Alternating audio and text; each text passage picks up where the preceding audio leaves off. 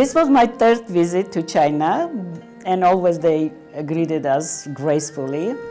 But this time was even more special because of the prize and the book presentation. As you could see, there was a lot of journalists waiting to discuss this because publication of a book in China is a big thing. It goes through different stages before it gets approved. So I was very proud about that, and we had several interviews before even they took me to my hotel room. And in the hotel room, there was something that I can never forget, because I knew that my book was published, but I didn't know if it was out already, when I'm going to see it. And the girl who was translating us, Seven, she walked me to the desk, and I saw my books, multiple examples of my books just laying on the table waiting for me. I was really in tears. It was so exciting. It was so touching. The way they really took time to make this meeting with my creation so memorable. It was very touchy. I was totally touched by their delicacy of their thought, of the Chinese tradition of hospitality, how to make your guest feel completely joyous. So that was the part of it, so which I will never forget in my life. The award ceremony was organized very beautifully in a theater of ballet and opera. Beautiful, beautiful place. A lot of officials were present, a lot of cultural and spiritual leaders of China. They were present there. This prize was valuable for me also for the opportunity to say something to the population of almost 2 billion people, to bring an issue of Armenian history, the genocide, since the book Libretto for the Desert was dedicated to 1.5 million victims of Armenian genocide, to speak about the ongoing wars in the world, the continuing genocides in front of the civilized world. I mentioned the importance of literature, and especially poetry, for keeping us human on the face of such a dehumanizing activities in the world today, and about the importance of the human goodness to give an opportunity to another person for life and happiness. And that's the reason why I accepted this prize in the name of Aurora Humanitarian Project, trying to emphasize the importance of literature to create new hero that is not the one who kills the most in the war, but the one who saves lives throughout the world.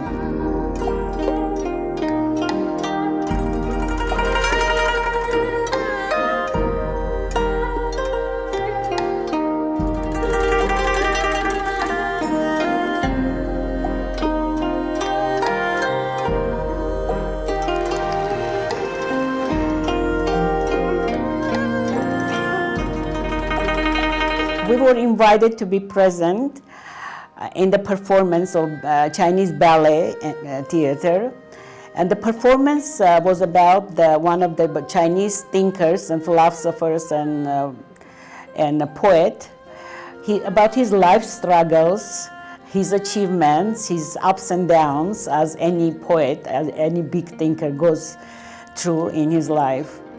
But the performances, the performers were so perfectly ready for that performance, and the stage work, the light work, I mean, it was indescribable. It's in their tradition, in the Confucius tradition, to value the word to the level of religion, to the level of a God, and to believe that eternal life is can be reached only through the written word. The China is only country where I felt that the spirituality and wealth are balanced. You can be wealthy and it doesn't mean you don't have to be a moral person. In China, you can be wealthy and moral at the same time, which I cannot tell about a lot of Western countries. In a way, I'm very happy that China is rising because it will preserve the good human qualities, the traditions, the family traditions, the literature, the regards to the word, and pass it to the rest of the world. Because today in the world, we need balance, and China is the place for balance, that's for sure.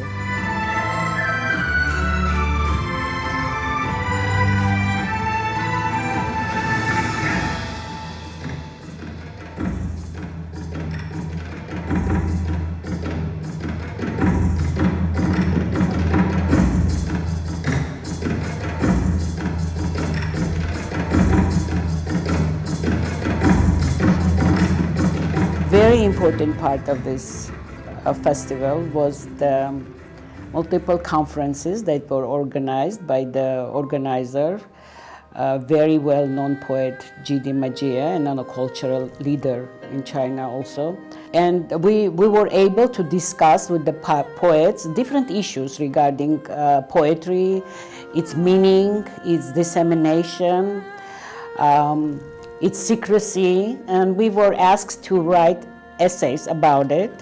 And I read my essay regarding the dissemination and the poetry, how it became part of my life. My essay was about my first impression of the poetic line, how it attracted me, and how it enslaved me in a way to become a poet, to stay with the word for the rest of my life. So each one was bringing their life story and their points of interest. And we also read poetry in another conference.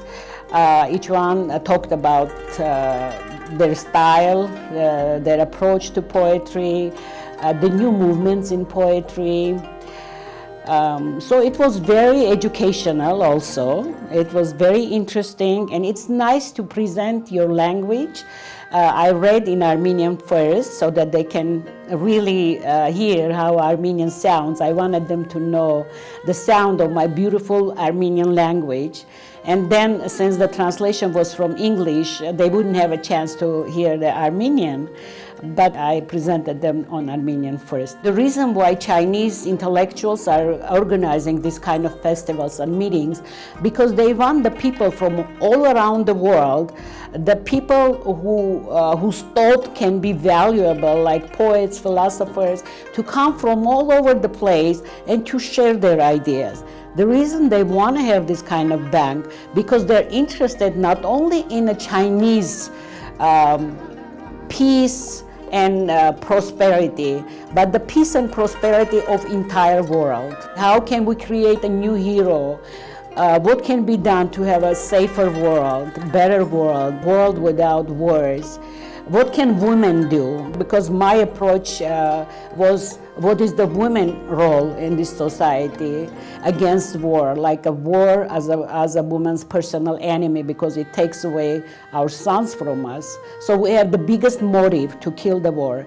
And I was just calling, like a wake-up call to all the women in the world to come together and to kind of stand up and not allow these wars to continue.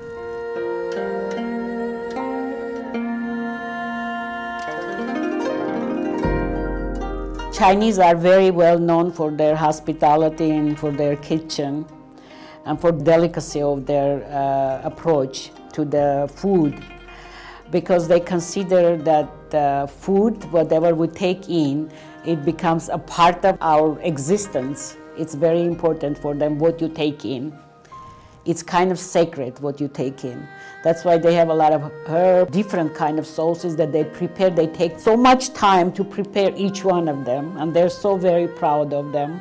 And the way they serve, it's so beautiful, so elegant, because it's part of the tradition to make your eating as something very, very beautiful, like an event in a different groups. They took us to the restaurant. By the way, they weren't taking us to the very crowded restaurants. We were always in a selected rooms separately, surrounded with a lot of waiters. That's how they're interested, to really please you, to really make you feel good.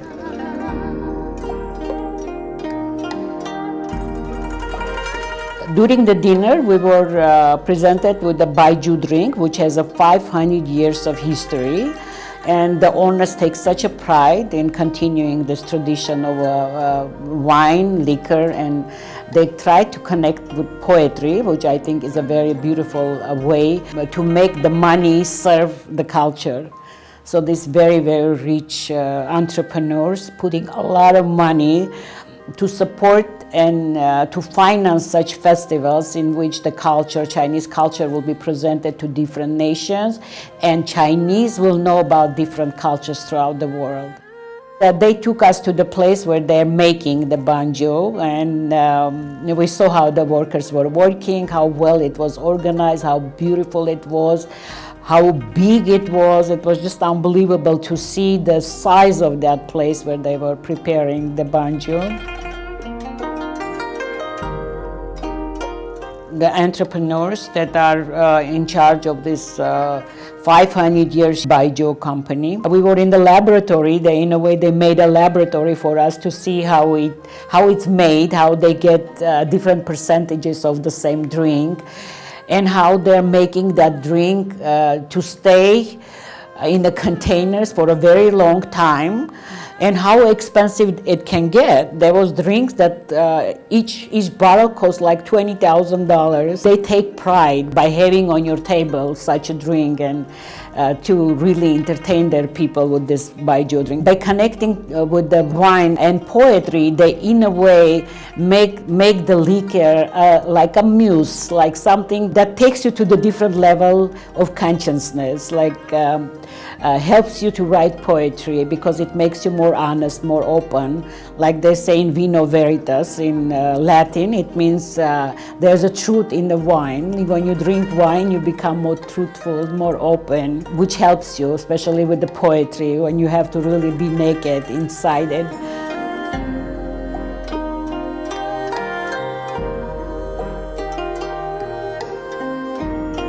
It was always a part of Chinese tradition to preserve their literary icons and moral values. So they have a special place that calls Dufu Cottage Museum, where they have the statues of their thinkers, philosophers, writers.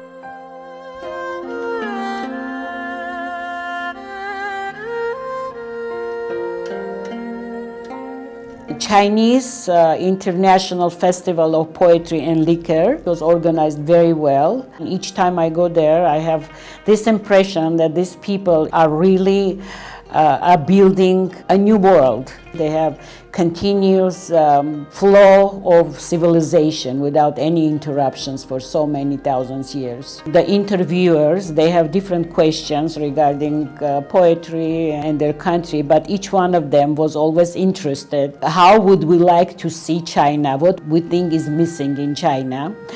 And my thought was about that since China is known as the biggest exporter in the world of goods of cheap labor, I would like to see China being the exporter of a very valuable human ideas. And I believe it will happen in China because it's being encouraged by the Chinese culture and their leaders. 国际诗酒文化大会，国际诗酒文化大会，国际诗酒文化大会，国际诗酒文化大会，让世界听回中国，品味中国。